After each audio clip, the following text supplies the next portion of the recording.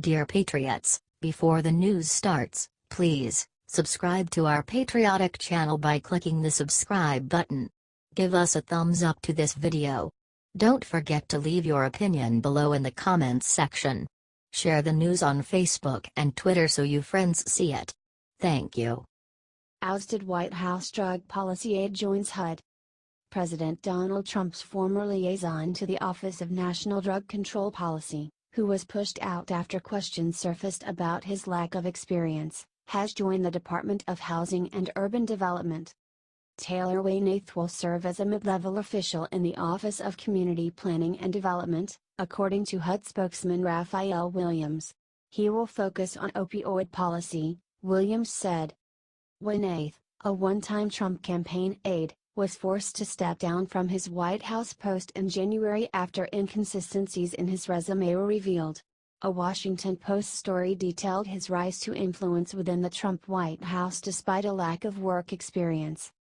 Weyeneth will start at HUD as a General Schedule 9 employee.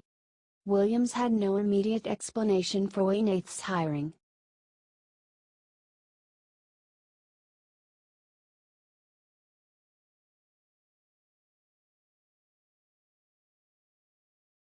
Senate Democrats pitch repeal of tax cuts to fund infrastructure. Senate Democrats unveiled on Wednesday a $1 trillion infrastructure plan that would be funded by repealing numerous tax cuts Republicans pushed through Congress last year.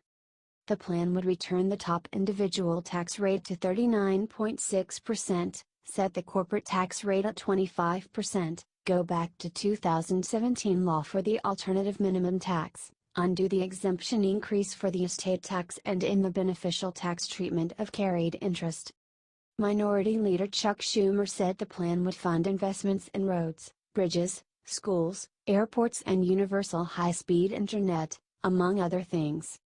We want to roll back the Republican tax giveaways to big corporations and the wealthy and invest that money instead in job-creating infrastructure, Schumer said at a press conference with several senior Senate Democrats. With Republicans in control of Congress, the plan is mostly a political marker for the midterm elections.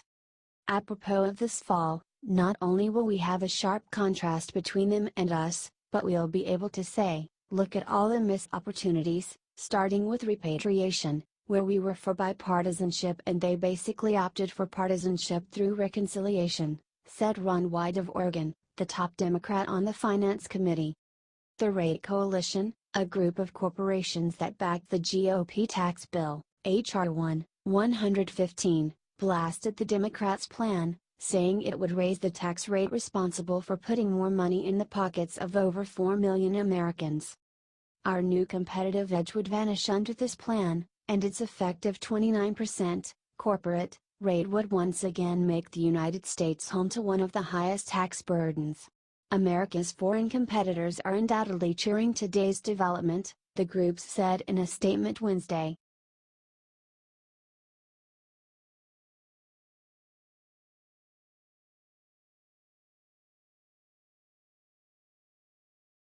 Trump is losing the trade war with China.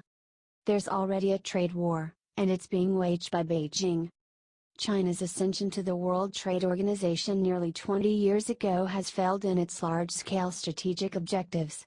It hasn't created a liberalizing regime or a free market economy in China. In fact, it hasn't even created a China ready and willing to abide by the norms of free trade. The regime of Xi Jinping, who increasingly looks like president for life, hasn't been pushed toward democratic reforms by a rising middle class. He has centralized power and written Xi Jinping thought, challenging Western liberalism, into the constitution.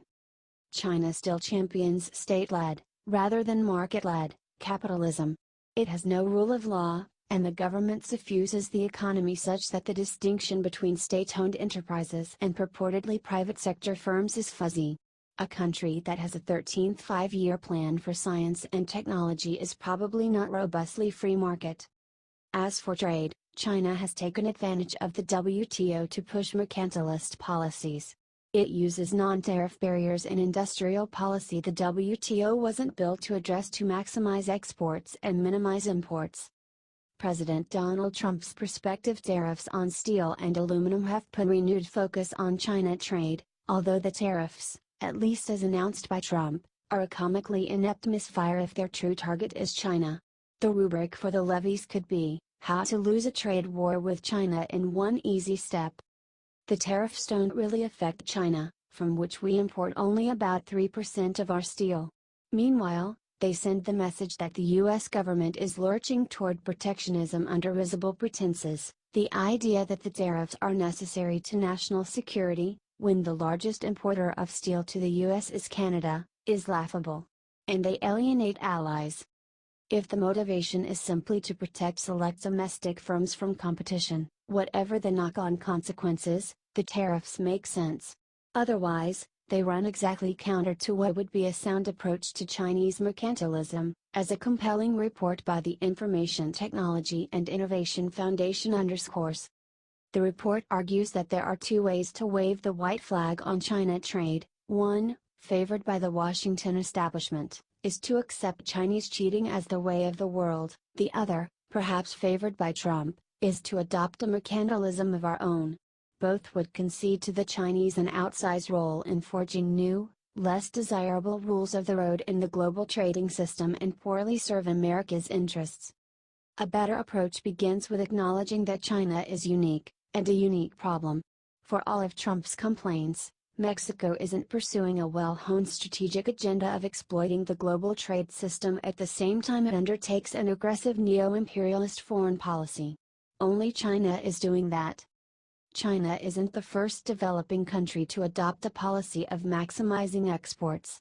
What makes it different is its sheer ambition and its size, which gives it leverage over foreign companies seeking access to its market and international influence. As the ITIF report notes, China effectively pressures countries like Indonesia, Malaysia and Vietnam to ape its unfair practices. What's the harm to the U.S.? Yes, technology accounts for a large share of job losses in manufacturing in recent decades. Yes, lower-end manufacturing would have left our shores regardless.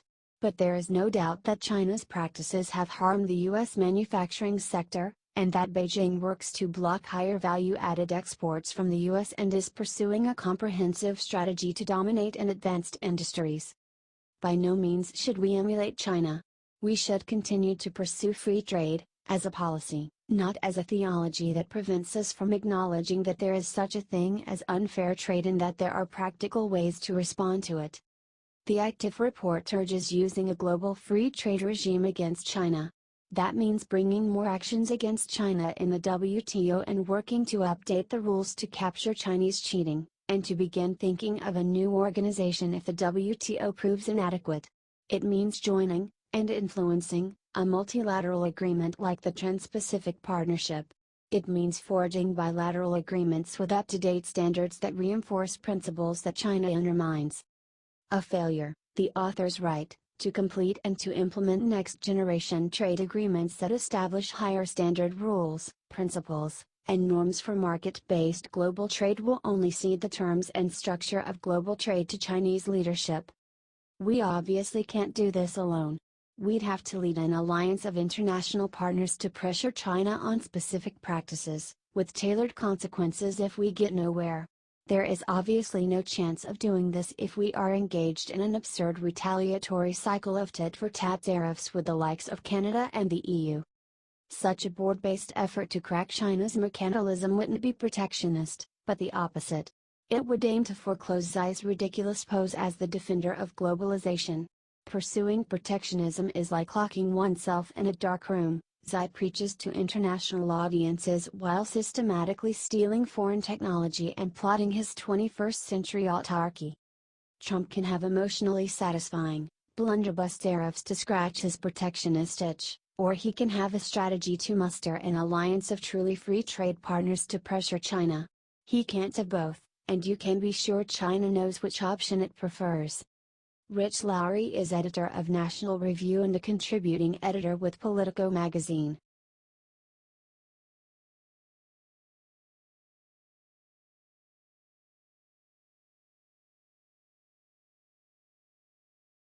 Planned Parenthood defunding threatens government spending package. House Republicans are demanding a series of controversial abortion and health care policies in the annual health spending bill, setting up a showdown with Democrats and threatening passage of an omnibus spending package to keep the government open. Democrats are vowing to block the slew of long-sought conservative priorities. The writers would cut off federal funding to Planned Parenthood, eliminate a federal family planning program and axe the teen pregnancy prevention program, according to sources on Capitol Hill. Republicans also want to insert a new prohibition on funding research that uses human fetal tissue obtained after an abortion. The dispute has stalled negotiations on other health issues, such as how much to spend on the opioid epidemic, and prompted discussions about buying negotiators more time, with short-term government funding set to expire on March 23 and many of Congress' other spending panels nearly finished with their bills. Democrats say an agreement was near on overall funding levels for the fiscal 2018 Labor Health and Human Services funding measure, typically one of the most contentious spending bills. But when top appropriators met to finalize the numbers, the Democrats said Republicans reneged on women's health issues, according to Democratic sources familiar with the talks. Those sudden demands stunned the top Democrats in the room: Rep. Rosa DeLauro of Connecticut and Senator Patty Murray of Washington, who until then thought they were having productive talks with their GOP counterparts. Representative Tom Cole, Republican Oklahoma, who leads the House Labor HHS spending panel, has acknowledged that a delay in talks could force another short-term spending patch. Congress must approve new government funding by March 23 or risk a third shutdown this year. That breakdown would be a blow to House GOP leaders, who have worked closely with appropriators to ensure each of the 12 panels in charge of discretionary spending finish ahead of that deadline to avoid any 11th-hour brinkmanship. Top Democrats, including Murray, say they will block the GOP women's health riders. President Donald Trump and Vice President Mike Pence have made absolutely clear they intend to interfere every way they can with a woman's freedom to make the health care decisions that are right for her, and I've consistently made clear that undermining women's health and expanding restrictions on women's access to the full range of reproductive health care, including at trusted providers like Planned Parenthood, is a complete non-starter, Murray said. House Appropriations Committee spokeswoman Jennifer Hing declined to comment on the policy writers. The committee does not comment or speculate on funding or policy items that may or may not be included in future bills, she said. Senator Roy Blunt, RMO, Cole's counterpart in the Senate, confirmed to reporters this week that he was pushing for the conservative language on women's health issues. But he also suggested that House Republicans may have to stand down and accept the conditions of last year's spending package, which didn't include the writers. I'd like most of the House language better on those issues. But you could go back to last year's language and resolve most of those issues as well, Blunt said. Most appropriators, including Republicans, thought that they could sidestep the most contentious policy fights, believing the Trump administration could codify through regulations those policies that couldn't get past congressional Democrats. The Trump administration has already eliminated funding for the teen pregnancy prevention program, prompting a lawsuit from health care providers. But the administration signaled just last month that it wants to preserve the Title X family planning program, a portfolio the House GOP wants to kill. Senior Trump health officials at HHS released the new application for Title X funding and stressed the program's importance. The administration wants to expand the program to abstinence education programs and faith-based groups, reversing the Obama administration's goal of providing all FDA-approved forms of contraception. The Planned Parenthood defunding goes beyond previous GOP restrictions aimed at the group, which supports abortion rights and has long been the object of government shutdown fights. The organization would be cut off from all forms of federal funding, including Medicaid, Title X and maternal health programs. Republicans previously tried to exclude Planned Parenthood only from Medicaid. The proposed fetal tissue ban could have an impact on research into Zika, some of which relies on tissue of fetuses that had microcephaly, the disease caused by the Zika virus. Republicans also want to use the funding bill to go after Obamacare. They would prohibit funding for administering or enforcing the health care law, bar the administration from collecting a fee from insurance companies to run the insurance exchanges and eliminate more than $500 million in funding for managing the program at the Centers for Medicare and Medicaid Services. Jennifer Schultz contributed to this report.